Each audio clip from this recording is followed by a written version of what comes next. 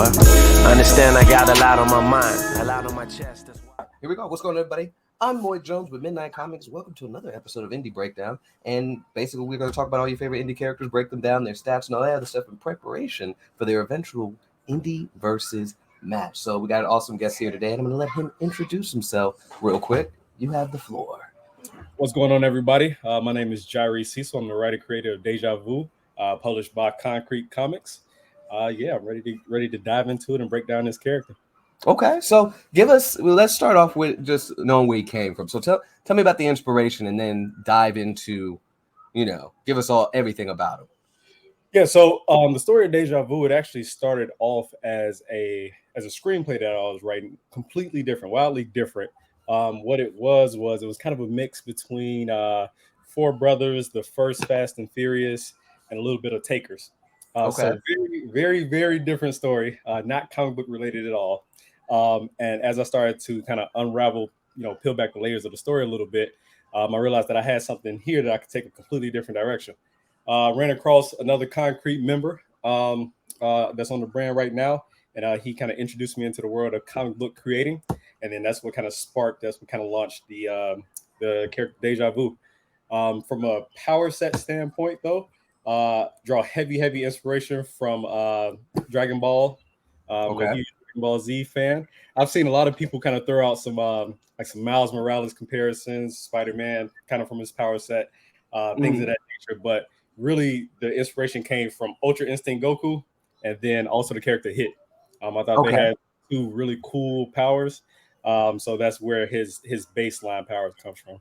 Okay, awesome. So we got issue 0 and issue 1. Yep. You had us hooked, especially when we got to that end point where it's like, what's in the crate? Yeah. What's in there? But I like how you went backwards in issue 1. Like, well, of course, in the mini, we got, him in full action. In issue 1, we kind of set the stage and see the people that's in this corner, the brother and wife, essentially. But and then like how everything almost is crumbling all over the place around them, and how I guess where they're going to get their bearing and footing at and all that good stuff. So we get to see, obviously, a little bit of his training regimen in issue 1. Can you talk more about kind of his training prior to the issue starting? How long has he been doing all of this?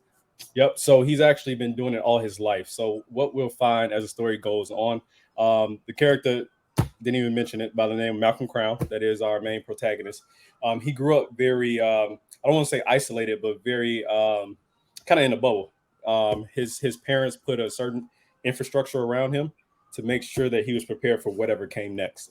Okay. So as we dive deeper into the story, what we'll find is every single person that was introduced in issue 1, they were there to play a key role in his life, whether it was teaching them, survival things, or teaching them how to be a marksman, teaching them, various forms of martial arts, things of that nature. Everybody was placed strategically there for a purpose, and it was really to get him prepared for what may or may not come later.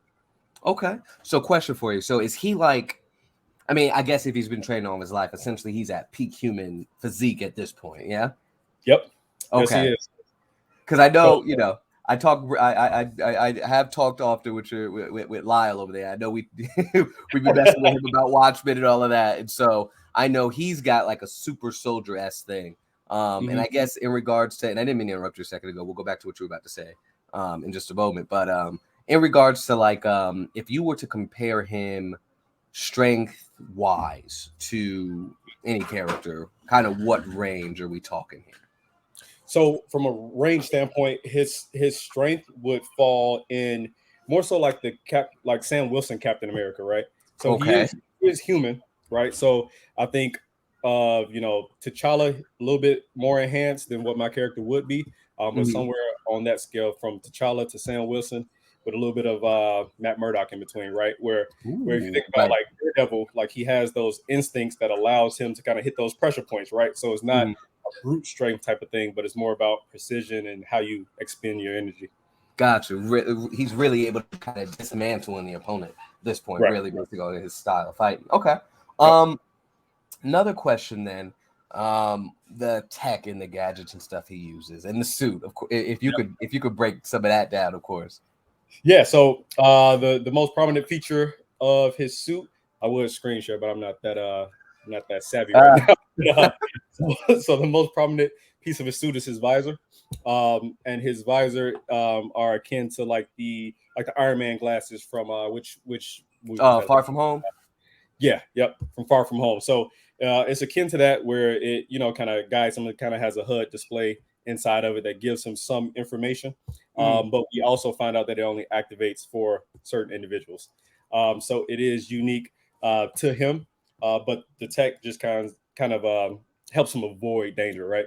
And then we got the gauntlets. Those produce kinetic energy. We see a little bit of that in issue 0. So he is able to kind of channel some of that. I got inspiration from that from the first Black Panther movie, where his suit kind of absorbed the kinetic energy, and he was able to kind of shoot it back out as needed. So we'll explore that a little bit. But everything else is more of an infiltration style suit, where it's a lot of padding and armor, because at his core, he's still a human being, right? So he still has to protect himself. He does have some things in place that can help him, heal and rejuvenate and things of that nature. But at his core, he still has to heal. So I wanted to make him as tangible of a person as possible. Okay. I don't really get too big into the heroes that seem invulnerable. No knock at anybody that loves that type of thing. But for me, Lyle. Yeah. I'm sorry. Yeah, I was not messing with it. I like the human side of it, and that's what we explored throughout the course of this 6-issue run that I'm starting with, where you see him being human, you see him being vulnerable, you see him get hurt and things of that nature, and how he responds to that, because that's what we are. Yeah. Okay. I like that. And me and Lonzo have talked at length about how crazy like Batman, right? His feats are getting ridiculous. Like there was a screenshot I think he shared in the Discord a couple weeks back with Batman reacting to the Reverse Flash and pinning him down with a batarang. Are you kidding me? And like we were just talking about kind of like the effects of building up regular human characters like Batman. And if Nightwing beat Batman, so now Nightwing's stronger than Batman. He's reacted to Reverse Flash, somebody that fights somebody who's faster than the speed of thought. Like it's ridiculous. And so as you keep giving the ridiculous feats like that to characters that shouldn't have it, either you up the rest of the characters' feats based on that, or now he scales above them, and it doesn't make sense. So I do like the fact, like how you, a long-winded way of saying, I like the fact that you're keeping them grounded, but still also making it make sense as to why he's able to do everything that he's able to do. Yep. And like one of my favorite characters on the print side of things is definitely like Daredevil, right? Like I think about a lot of the battles that he goes into, you see him like lose a lot, right? Like you see him get beat down a lot, but you realize, okay, he has that mortality, right? Like he can't die. And like, so a lot of I like that the determination rather that keeps him going. Yeah. So question for you then.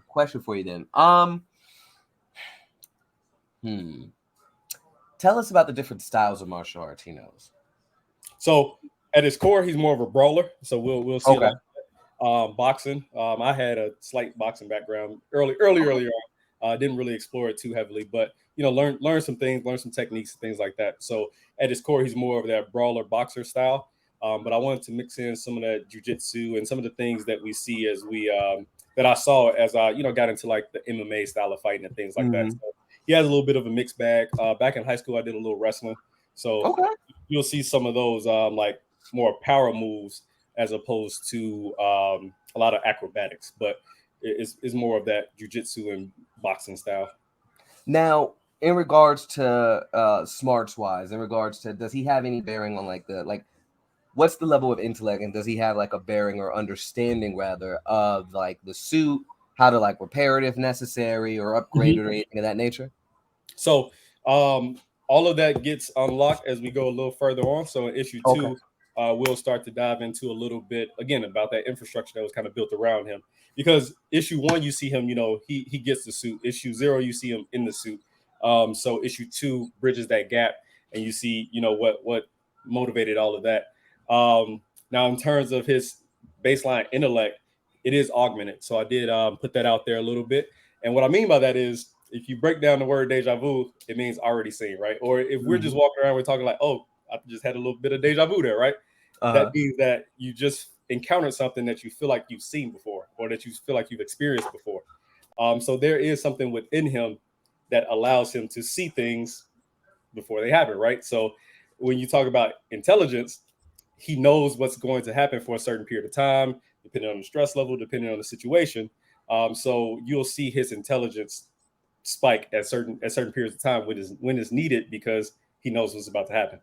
Ooh, okay, I like that. Now, okay, with that question answered, I do have another one on that same vein. Is he going to get to a point like Nicolas Cage's character from Next? Is he going to get to a point where it's that advanced, where it's like, I mean, if you see the movie, like, it was ridiculous. So again, that's one of the challenges, right? That you don't want to. Well, at least for me, I don't want to make him too outer worldly. Like, Okay. I want to keep it to where it's like, okay, that's, of course, it's not always realistic, but it's like, okay, that's believable, right?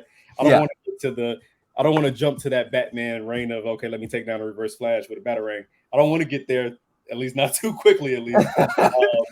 Issue 3, he's already the ultimate. Right, because he's not clairvoyant. Like, I want to Okay. Like, he can't see the future. It's immediate things, and it's more of a probability type of thing where, again, I built the character kind of based around myself. I'm not saying I have this power whatsoever, but as I'm moving around, just doing my regular things, right? I see things and I'm like, okay, what if this happens? If that happens, then this should happen. Or if this happens, then I'll do that. If Lloyd does X, I'm going to do Y because he did X, right? So it's more so built off of that as opposed to like just that pure clairvoyance where it's like, hey, next week this is going to happen type of thing. Okay. So like so you said it, like, or alluded to just now, he has an innate ability. Yes. And you also have the potential of the suit and the visor kind of adding to like the probability and how to react accordingly. Yep. Because the suit won't work with everybody. And the thing about it is current state, he doesn't know about that innate ability yet. So we hop into that a little bit in issue 3, actually, to kind of explain like where that comes from. I have questions that would lead to spoilers. I'll say, but like don't spoil because I absolutely am looking forward to the next one. But his dad then, I'm assuming knows all of this, and that's kind of the specifics or even the inner circle really know these type of things. That's why he put all of these people in these specific points. Yep. Okay. Now, I know I can't ask too much about his dad because that's like, I'm sure that's heavy spoilers. yeah, we get into heavy spoiler territory, but there is something that I do want to touch on about that, and I'll do it right after this. When I talk about the people that's in his life, there are 2 people that are just as in the dark, so to speak, as he is, and that's his wife and his brother. They are not plants, so to speak, because it's important to me that relationship stays as pure as possible. So, and you'll see a little bit about that as we get into the story around how all 3 of them came together as well. Because once they were a part of Malcolm's world, they got the same level of protection that he got from his parents. So so they don't know about the history and things like that. It's just everybody else that was around them. Okay. So the organization that's after them, and I'm going to be asking about them, I guess, just to understand more of the level of threat that he's going to be facing. Obviously, he survives the events of issue 1 up until wherever issue 0 technically takes place, right? And so we saw him fight against, and forgive me, I don't recall the name of the villain of that first issue, but that dude was heavy. Okay, that whole squad came in heavy. So is that kind of is that like a one-off in regards to the strength of that type of villain, or is like this whole organization coming heavy like that? So he is essentially like the general of their. So what you see in issue 1, he is perceived to be their greatest threat as of right now. But again, as we go onward, it starts to unravel a little bit more, and there is a greater threat than him. But he doesn't even want to admit to it right now. Dang. So the people in issue 0, they're not connected at all, are they? That's just a whole nother kind of group that's out there. Yes. So issue 0 is you get introduced to Libra. Libra and the Reaper, who is the villain from issue 1 and who is the main antagonist. They're all part of Phoenix. So Phoenix is the overarching, what do we want to call it? We call them a cult, right? Overarching society. And each of them are a part of that. So speaking to his durability really quick, because this turned into just learning more about the story itself. But in regards to his durability and stuff like that, we've seen him kind of pull through again in issue 0 with Libra. In that take there. But what are kind of the upper limits of his durability? I know he's still regular human. But so second conversation with that suit and the amount of padding, what kind of damage is he going to be able to take? Is it just kind of like small arms, or will that suit protect him from some heavier artillery, if you would? Yeah, so I would say if we're talking like ammo range, I would say a 50 cal would do some pretty heavy damage, right? Okay. So his whole style is more of is more about counteracting those types of things, so avoiding those types of hits. Yeah. When I very first announced the character and I released some of the power sets, one of the things that I touched on was one of his weaknesses was brute strength, right? Where he can see things coming, so he does his best to avoid them. But if he gets hit hard enough or fast enough, like it does some pretty heavy damage. So the suit is bulletproof, about as bulletproof as Batman's would be. He's not going to take an RPG to the chest and be okay. That's not. Oh, that's yeah, not. No, that's no. Yeah, that's not the type of build he is. But he would avoid it, right?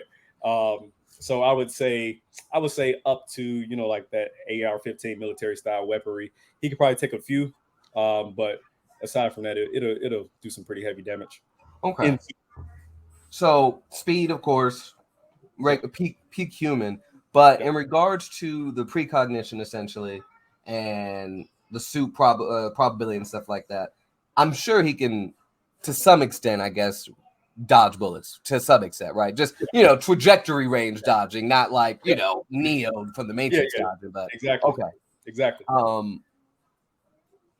Now, I'm imagining a scene right now. I'm thinking about like how like Nightwing or Robin be getting out of the way, stuff like that. I imagine he'd be a little bit more smoother. Again, based on that probability and stuff like that. Yep. What does he get with that ability? Does it ever become, or is it a point that's going to happen where he kind of gets overwhelmed by all of the possibilities? Right. I would let's see. How can I best answer that question? My answer to that is read issue 2. Okay, noted. 2, and I think you will definitely get an answer to that. It's very interesting. But yeah, essentially, yeah. So like that's one of the things that we wanted to explore, because again, I don't like the overpowered like hero, right? Like I want to explore more of the weaknesses, because I think that builds the character up greater, right? I care more about putting him in the most challenging situations possible, as opposed to just seeing him glorified and winning all the time, right? Right. Yeah. Okay, I'm with that. So, last couple here. In regards to, obviously he's got backup, right? He's got his brother and his wife. The two in the chair almost, right? So what is kind of the level of support they're able to give him? Of course, they're kind of in the dark as well. So I guess what kind of level of support would they be able to provide him in the story going forward? I guess that's hard to answer without spoiling stuff. But yeah. Well, if once you read issue 1, of course you have, and many others, right?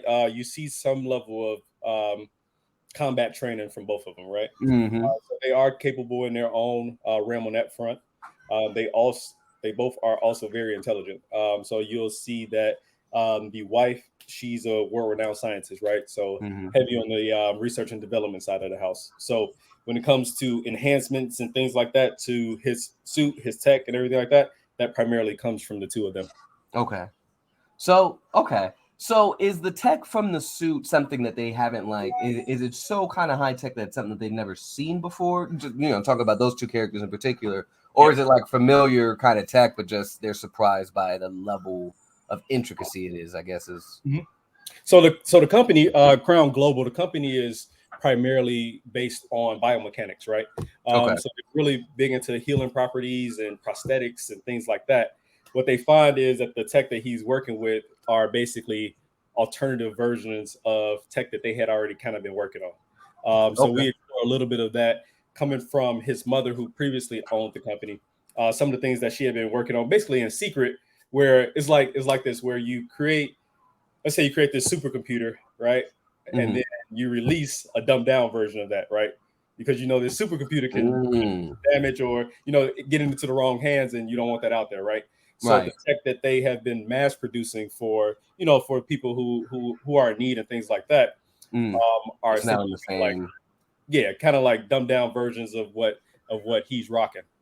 Okay. Less advanced version. I'm thinking about like the comparisons that we used to make back in the day, right? With Star Trek, right? They had essentially had them cell phones way back when before we had them. So okay, I like the kind of real world comparison that can be made there. I like that. So they're all very capable in their own right. Yep. I think that's all I had at the moment. One last, and I think you may have answered it already, or I think I might have asked it already, but the strength portion, the suit doesn't enhance strength at all. Just a little bit. Just a little bit. Okay. From a stabilizing standpoint, right? Like it stabilizes his joints, his muscles, everything like that. Okay. So if he jumps from a tall distance or what have you, it'll help him. Yeah, he'll be good. He won't tear an ACL or anything like that. Okay. So that's okay. So you'll see a little bit of that, falling out of buildings and things like that. And it's like, how did he survive that? It's the suit. It's the suit. In regards to the suit, then, in regards to the healing properties and stuff, how long does that kind of take to activate, or is it kind of like a ongoing thing? Like, there's a little bit of pressure there. Let's go ahead and apply whatever this here. Okay. Yeah. It's definitely ongoing. I keep interrupting you. I'm so sorry. No, I get overly excited at points. I'm just like, oh, well, what does this mean here? So what are the limits of the suit then? So sake of conversation, he gets shot in the arm. Yeah. Will it? Go ahead. I'm sorry. Yeah. So if he was hit hard enough to where it pierced through the suit, he'd be hurt. He might be down an arm temporarily until he can figure out how to get healed up. But again, that part definitely gets explored. Really in issue 2, like you'll see a little bit of that start to kick off. So the suit definitely has limitations because the group that they are versing at this point, they know a little bit about it as well. Like they know a little bit about that tech and how to manipulate it and things like that. So it's not a suit of armor. It's not an Iron Man suit. Right.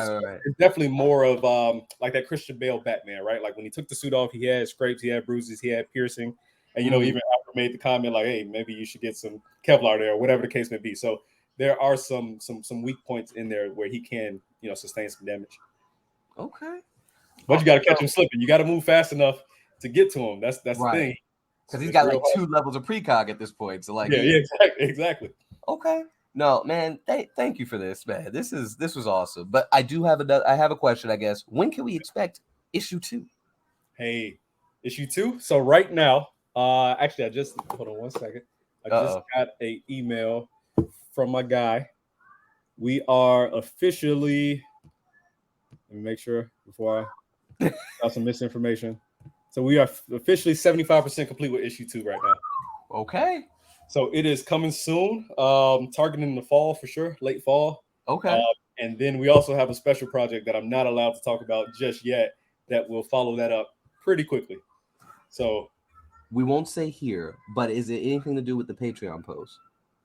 It probably has something to do with the Patreon post. Okay, fair enough. Because I think I seen a little something. I was just like, okay. Yeah, most definitely. So that should be exciting for a lot of the fans of Konkret, a lot of the fans of independent comics, and all the folks that love this type of thing. They'll definitely want to tune in for what's in store next. Okay. Well, dude, thank you for stopping through, hanging out with us. Let them know where they can find you and Deja Vu. Oh yeah, most definitely. So Instagram, Facebook, Twitter, all Deja Vu _comics. You can find me on KonkretComics.com, where issue 1 and issue 0 prints are live on sale right now for $10 a piece. And the issue 0 that is online available right now is actually a deluxe edition. So there's some additional content added to that as well. So KonkretComics.com, just go ahead and click the shop and you'll be able to find it there. Man, outstanding, man. Thanks again, dude. And of course, everybody, Lloyd Jones with Midnight Comics. Don't forget to check out all of our stuff on social media with Midnight X Comics everywhere, except for YouTube. And where else, dude? And Facebook. There we go. I almost had it. And so, check us out on there. Of course, we hope that you enjoy all the content that we have coming out the pipeline here. And we hope you enjoyed this indie breakdown. And I can't wait to see who we have you go against in Indie Versus officially. That's going to be good. That's where it's going to get interesting. Yeah.